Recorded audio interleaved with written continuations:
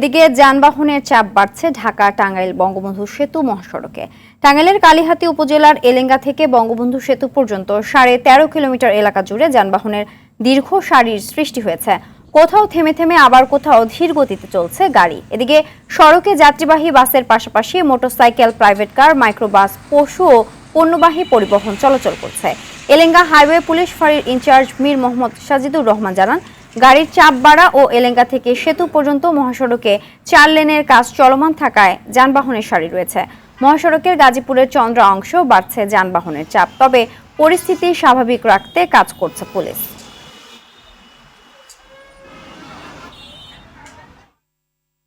দর্শক, ঢাকা টাঙ্গাইল মহাসড়কের গাজীপুরের চন্দ্র অংশের পরিস্থিতি জানাতে সরাসরি যোগ দিচ্ছেন সহকর্মী কামাল হোসেন বিপ্লব।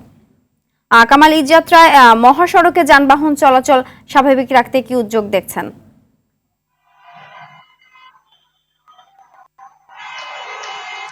জি সিনথিয়া, আপনি জানেন যে আর 4 দিন পরে ঈদুল আজহা।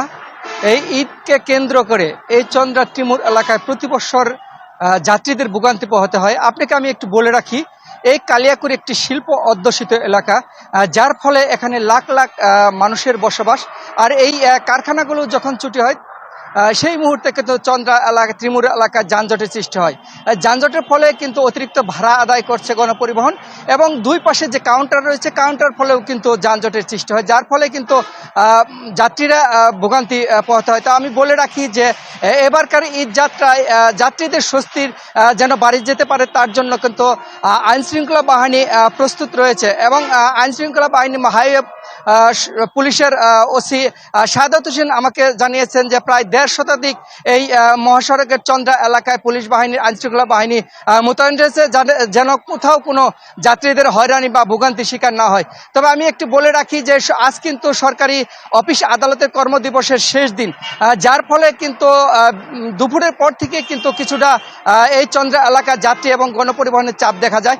তবে সবচেয়ে যে পশুবাহী যে ট্রাক রয়েছে সেই ট্রাকের চাপ একটু বেশি দেখা যাচ্ছে। তো সব মিলে এই চন্দ্রা এলাকায় আইনশৃঙ্খলা বাহিনীর সদস্যরা মোতায়েন রয়েছে, এবং যাত্রী নির্বিঘ্নে বাড়ি যেতে তারা সর্বক্ষণ সহযোগিতা করবে বলেন আমাকে জানিয়েছেন। জি, এই ছিল মহাসড়কের সর্বশেষ খবর। সিনথিয়া, ধন্যবাদ।